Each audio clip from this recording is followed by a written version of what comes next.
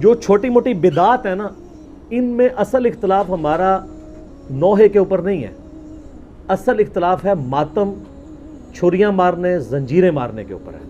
جو میں نے ان کو خود بتایا ہے کہ اللہ کے بندو تم جا کے اپنے خود گھر کی خبر لو، مفتی اعظم ایران خامنائی صاحب نے فتویٰ دیا ہے کہ یہ چھریاں مارنا، اپنے آپ کو زخمی کرنا، یہ حرام ہے۔ صحیح۔ اب اور کیا میں آپ کو لا کے فتویٰ دوں؟ اور یہ تو زندہ اماموں کی تقلید کرتے ہیں، اپنے مرجع کو مانتے ہیں، تو آپ ان کی بات مانیں۔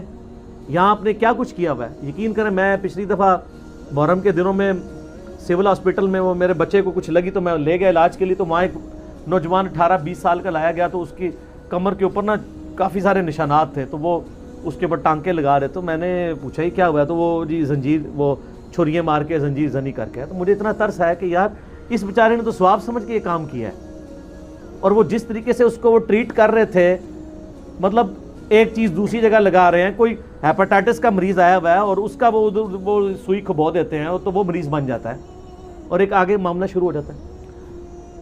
رہا ان کا یہ کہنا کہ حمزہ ابن عبد المطلب کے لیے نبی علیہ السلام نے نوحہ کروایا تھا، تو ہم کب انکاری ہیں اس کے؟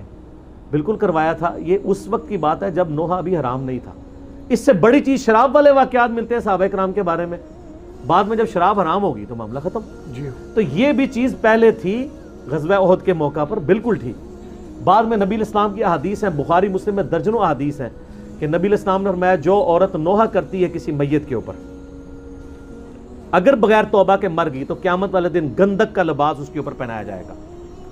پھر صحیح مسلم کی حدیث ہے میری امت یہ 4 جاہلیت کے کام کبھی نہیں چھوڑے گی۔ نمبر 1 حسب اور نسب پہ فخر کرنا، نمبر 2 دوسرے کے نسب میں تان کرنا، نمبر 3 ستاروں کے ذریعے فال نکال کے بارش طلب کرنا، اور نمبر 4 نوحے کرنا۔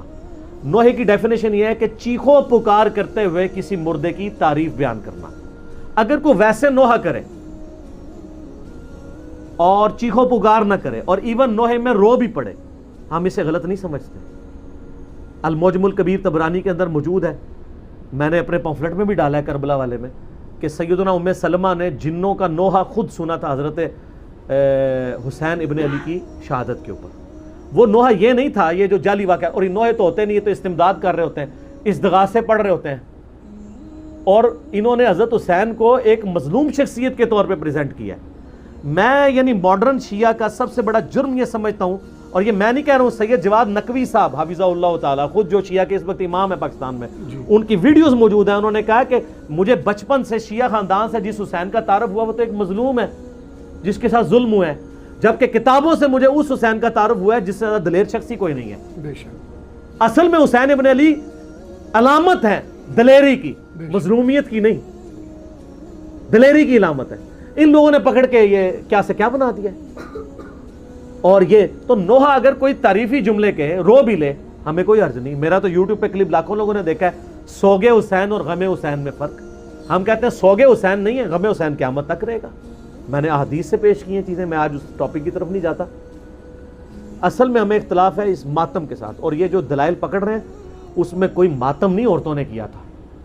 اور یہ مجھے پتہ ہے ایک شیعہ عالم ہے، میں ذاتی طور پر ان کی بہت قدر کرتا ہوں، شہنشاہ نقوی صاحب حافظہ اللہ تعالیٰ، ٹھیک ہے، یہ حافظہ اللہ آپ کسی کو بھی دعا دے سکتے ہیں۔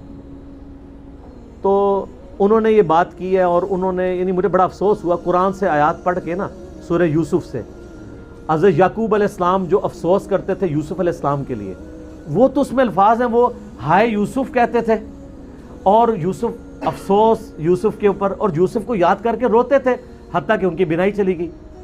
اس کے ساتھ انہوں نے ساتھ خود کہانی جوڑ لی کہ ایک ہاتھ یہاں مارتے تھے ایک یہاں مارتے تھے، تو ہم یہاں مار لیں تو کیا ہے؟ یہ قرآن کی کس آیت میں لکھا ہوا ہے؟ یعنی یہ آپ کہانیاں کہانی بند کریں، سورہ یوسف کھول کے خود 80 نمبر آیت سے آن ورڈ پڑھ لیں، پارہ نمبر 12 کے اندر، اور مجھے بتائیں کہ کہاں لکھا ہے کہ وہ ماتم کرتے تھے۔ ہوتا یہی ہے کہ آدھا سچ بڑا خطرناک ہوتا ہے، آدھا تو سچ ہے۔ سر ہم بھی غم کر رہے ہیں، اور میں تو بہت بڑی بات کرتا ہوں، دنیا کا بڑے سے بڑا شیعہ آ کے مجھ سے اگر محبت اہل بیت ایکسچینج کرنا چاہے نا، تو میں جو اہل بیت کے لیے محبت رکھتا ہوں نا، میں کبھی بھی اس کے ساتھ ایکسچینج نہ کروں۔ میرے پاس اس سے بڑھ کے ہے، مجھے کسی سے سرٹیفکیٹ لینے کی ضرورت نہیں، لیکن قرآن و سنت میں تو آپ تعریف نہ کریں، توحید کا جنازہ تو نہ نکالیں، اپنی طرف سے تو چیزیں بیان نہ کریں، نوح میں استغاثے تو نہ کریں، امداد تو نہ مانگے. اور وہ اس واقعے سے جو سہارا لیتے ہیں قرآن کھول کے خود پڑھ لیں, کوئی ماتم نہیں اس کے اندر لکھا ہوا, خام خواہ نکالتے ہیں. نوحے میں بھی ہمیں صرف اس نوحے سے اختلاف ہے جس میں چیخو پکار کی جائے, آوازیں بلند کی جائے. اگر تعریفی کلمات کوئی کہتا ہے حضرت حسین ابن علی پہ مرثیہ پڑھے, نوحہ پڑھے, ہمیں کوئی اعتراض نہیں ہے. ہم نے خود اپنے شعیب بھائی سے یہاں پڑھوایا تھا, سید نے کربلا میں وعدے نبھا دیے ہیں. تو یہ تو اہل سنت کے ہاں بھی چل رہا ہوتا ہے, ہمیں تو کوئی اعتراض نہیں ہے اس کے اوپر. لیکن واہ ویلا نہ کریں, چیخو پکار نہ کریں, اور اس میں جھوٹی تعریف نہ کریں, سچی تعریف کریں جی. اور ان سے مدد نہ مانگیں, بلکہ ان کے لیے اللہ کے حضور دعائے رحمت کریں, اور صلاۃ بر محمد وآل محمد, اللہم صلی علی محمد وعلی آل محمد. اور ہو سکتا ہے کسی سنی کے پیٹ میں درد ہو اور وہ کہے جی یہ آپ کیوں کہہ رہے ہیں میت کے اوپر جو ہے وہ تعریفی کلمات کہے جا سکتے ہیں. تو سر صحیح بخاری اور مسلم دونوں میں موجود ہے. عرض کیا ہے, شیعہ کی اتنی کلاس ہوگی اب تھوڑی سی, سنیوں کی بھی. بخاری اور مسلم دونوں میں موجود ہے. عبداللہ ابن عباس کہتے ہیں کہ عمر ابن خطاب کی میت رکھی ہوئی تھی, اتنے میں ایک شخص آ کے میرے پیچھے کھڑا ہوا اور اس نے اپنی کونی میرے کندھے کے اوپر رکھی, اور سیدنا عمر کی میت کو مخاطب کر کے اس نے کہا رحمک اللہ عمر ابن خطاب, اللہ کی رحمت ہو عمر ابن خطاب پہ.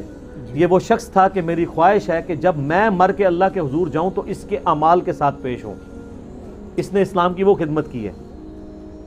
اور میں نے بارہا رسول اللہ سے سنا تھا صلی اللہ علیہ وآلہ وسلم, میں ابو بکر اور عمر داخل ہوئے, میں ابو بکر اور عمر نکلے, میں ابو بکر اور عمر نے یہ کیا, مجھے امید تھی کہ اے عمر تم اپنے ان دو ساتھیوں کے ساتھ جا کے ملو گے. کون دو ساتھی؟ رسول اللہ صلی اللہ علیہ وآلہ وسلم اور سیدنا ابو بکر رضی اللہ تعالیٰ عنہ وعلیہ السلام. تو مجھے امید تھی, یہ تعریفی جملے بولے جا رہے ہیں کہ میں تمہارے مال کے ساتھ اللہ کے حضور آنا چاہتا ہوں, اللہ تم پر رحم کرے, تمہارے بارے میں حضور کہا کرتے تھے. یہ سارے تعریفی کلمات ہیں نا, اور میت پہ ہے نا جی. تو عبداللہ ابن عباس کہتے ہیں میں نے یوں مڑ کے دیکھا تو وہ علی ابن ابی طالب تھے جو نوحہ پڑھ رہے تھے. یہ نوحہ کا لفظ میں نے استعمال کیا, تعریفی کلمات میت کے اوپر. ہاں ایگزیجریشن نہ ہو, وہ تو بخاری مسلم میں حدیث ہے کہ لوگ جو ہیں میت پہ نوحے پڑھ رہے ہوتے ہیں اور اس میت کو عذاب ہو رہا ہوتا ہے. کیوں؟ وہ میت اس قابل ہی نہیں ہوتی کہ اس کی وہ تعریف بیان کی جائے. ٹھیک ہے, نبی علیہ السلام کی میت پہ بھی صحیح بخاری میں آتا ہے, حضرت ابوبکر جب حجرہ عائشہ میں داخل ہوئے تو یہاں پہ بوسہ دیا ماتھے پہ اور کہا یا رسول اللہ آپ پہ اللہ دو موتیں جمع نہیں کرے گا, ایک موت آپ کا مقدر تھی وہ آ چکی, اب آپ ہمیشہ کی زندگی میں, آخرت کی زندگی میں. روئے. حضور کی زندگی میں بھی, بعد میں بھی لوگ کہتے تھے میرے ماں باپ کو قربان, نبی صلی اللہ علیہ وسلم پہ تعریفی کلمات کہتے تھے, ایسے ایسے الفاظ استعمال کرتے تھے. لہٰذا جس چیز سے ہمیں اختلاف ہے وہ یہ